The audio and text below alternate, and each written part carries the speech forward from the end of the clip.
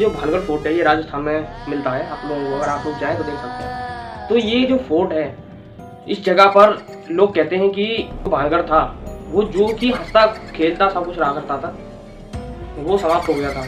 क्या हुआ था तो आज हम इस कहानी में, आज कहानी जो हमारी है इस वीडियो में जानेंगे आज उसके बारे में। आज हम तो होता क्या था कि उस जो किले में एक महारानी हुआ करती थी, महारानी का नाम था रत्नावती। तो ये रत्नावती जो महारानी थी, जो ये जब ये किला बन रहा था तो होता क्या है कि एक ऋषि रहा करते थे उस जगह पर। और जब वो किला बन रहा था तो ऋषि ने कहा था कि अगर ये आपको किला बनाना है महाराज तो इस किले को जरा बनाएं आप, तो थोड़ा ये देख लीजिएगा कि हमारे जो घर है उस घर के ऊपर इसकी परछाई ना आए। अब राजा ने इस बात को ज़्यादा मतलब कोई अहमियत नहीं थी और राजा ने अपनी करके उस ऋषि के घर के ऊपर उस अपने महल की परछाई तक को नज़रअंदाज कर दिया और उस परछाई को, अपने महल की को उस ब्राह्मण के घर के ऊपर डाल दिया। अब ब्राह्मण ने उसी समय उस जो राजा थे जिसने महल बनवाया था उसको श्राप दिया कि अगर यहाँ पे आपने महल बनवाया ये कभी भी ऐसा, तो ये जो आपका भानगढ़ किला है ये खत्म हो जाएगा। ये कोई नहीं जानता ये कहानी सच है या गलत है, लेकिन इसको लोग ज़्यादातर जो लोग हैं वो मानते हैं इस वाली बात को।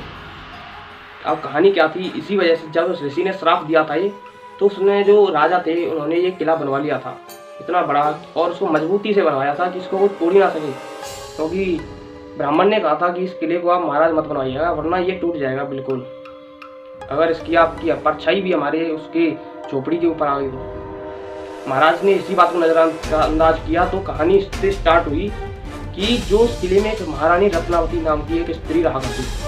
अब जो महारानी रत्नावती थी वो बड़ी ही चंचल और सुंदर थी। उनकी एज जैसे 18 की हुई, जब महारानी रत्नावती को उनका शादी विवाह करने का टाइम आया तो उन्होंने कई सारे लोगों को, कई सारे राजाओं को देखा कि शादी करनी चाहिए, तो कई राजाओं को देखा लेकिन महारानी को पसंद नहीं आई।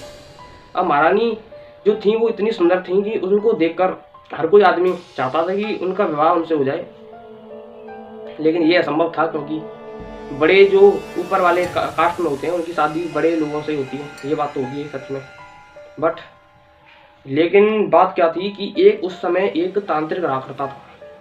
अब वो तांत्रिक चाहता था कि महारानी रत्नावती मुझसे शादी कर लें।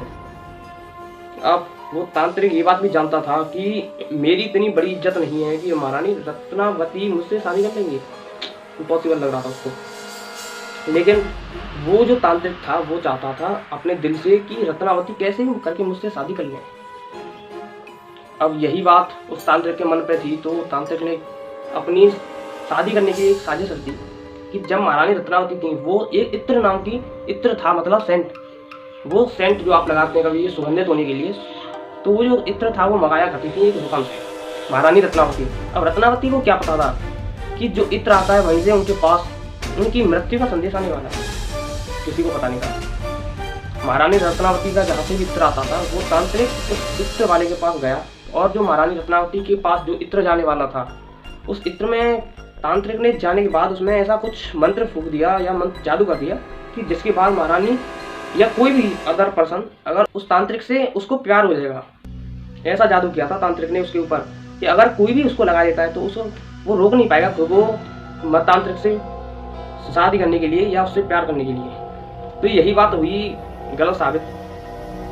अब तांत्रिक ने तो ये बात सोची थी महारानी के लिए, बट जब वो इत्र महारानी के पास गया तो महारानी ने इत्र को लगाया लेकिन उनको कुछ अजीब सा महसूस होने लगा। इत्र को लगाने के बाद वो जो इत्र था वो पहले जैसा कुछ उनको लगाने के बाद फील नहीं आया। अब महारानी थी वो भी एक तंत्र मंत्र थोड़ा बहुत जानती थी, तो जब उन्होंने तंत्र मंत्र के बारे में कुछ जानकारी से पता लगाया तो वो पता लगाया कि जो वो इत्र आया था वो इत्र था एक तांत्रिक के द्वारा फूंका गया, मंत्र के द्वारा इत्र बनाया गया। जैसे महारानी को ये बात पता चली तो उन्होंने इत्र को तुरंत ही फेंक दिया और वो इत्र जब जाके एक चट्टान पर लगा तो वहीं से सर्वनाश का आरंभ हुआ।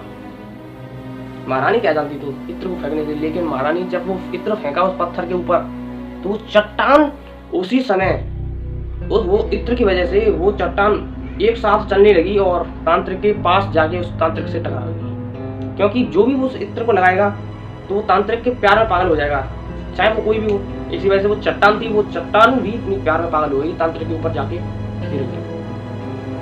तांत्रिक ने नहीं सोचा था ये बात, लेकिन ये गलत हो गया। तो तांत्रिक ने मरने से पहले उस पूरे भानगढ़ किले को श्राप दिया कि अगर यहाँ पे कोई भी रहता है तो वो बच नहीं पाएगा, वो मर जाएगा, कोई भी हो जाए। और जो महारानी है वो उनकी आत्मा उसी महल में कैद हो जाएगी, लेकिन वो आत्मा कभी तांत्रिक ने ये जवाब दे दिया था उनको कि वहां से आत्मा निकल नहीं पाएगी उस श्राप की वजह से।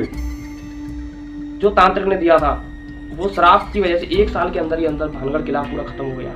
इसमें जो भी जनता रहा करती थी वो बची नहीं।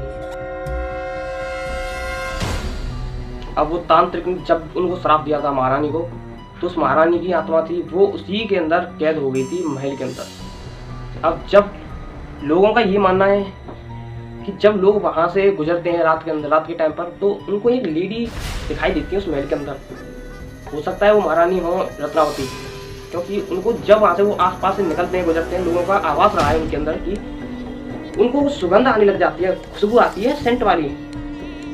ये कहाँ से होता है कोई पता नहीं है, लेकिन उस जगह पर पूरी तरह से सुगंधित हो जाती है वहाँ के आसपास की जगहें, और इतनी तेजी से खुशबू आती है कि सोच ही सकते हैं आप लोग। और पायरों की आवाज़ आती है कि वहाँ पे ऐसा लगता है कि कोई डांस कर रहा हो, कोई ऐसा भी लगने लग जाता है। तो लोगों का मानना है कि यहाँ पर रात के समय जो लोग जाता है, कोई भी जाता है, तो वो बच के नहीं आ पाता। एक बार कई लोग थे वो रात में भी गए थे उसके अंदर, वो जब उसके महल के अंदर रात में जाके देखा उन लोगों ने, कई लोग थे, उनका एग्जांपल बता रहा हूँ आप लोगों को, मैंने ये कहानी सुना थोड़ा बहुत, कि जब वो लोग रात में अंदर गए थे तो उनको भी थोड़ा बहुत ये आभास हुआ था कि जो ये महल है वो कुछ अलग, उसके अंदर नेगेटिव एनर्जी की जो भरमार हो रखी है। अब लोगों को ये बात समझ में आने लग गई कि ये जो महल है, अब ये महल शांति लायक नहीं है। अगर आप लोग चाहें तो आप लोग महल में घूम के आ सकते हैं, उसकी 5 बजे के बाद बंद हो जाता है, लेकिन 5 बजे तक आप 5 से 6 बजे तक आप लोग घूम सकते हैं उस महल के अंदर। क्योंकि लोग भी है राजस्थान में जब घूमने जाते हैं तो भानगढ़ किला, ये जो किला है इसको गवर्नमेंट ने भी बैन लगा रखा है कि इसके अंदर रात में कोई जाना नहीं चाहिए। अब गवर्नमेंट ने इकलौता ऐसा ये जो है इसके ऊपर लगाया है, तो आप सोच सकते हैं कुछ ना कुछ तो गड़बड़ होगी इसके अंदर ऐसा, जिस वजह से लोगों को जाने से रोका जा रहा है। आप लोगों को क्या लगता है, हो सकता है ये सच? क्योंकि कई लोग कहते हैं कि ऐसा कुछ नहीं है, ये सब बेकार की बातें हैं, लेकिन लोगों का जो अनुभव रहा है वो इसमें नेगेटिव एनर्जीज हैं। और आपको अगर इसके बाद एक और इसका पार्ट 2 चाहिए तो आप बताइएगा कमेंट बॉक्स में। आपको ऐसी एक और कहानी बताने जाऊंगा मैं इस वीडियो के अंदर। तब तक के लिए मिलते हैं किसी नेक्स्ट वीडियो में। सब्सक्राइब कर लीजिएगा चैनल को और लाइक कर दीजिएगा वीडियो को। तब तक के लिए ओके बाय। करना चाहिए आप लोगों को, प्लीज़ लाइक करिएगा बस।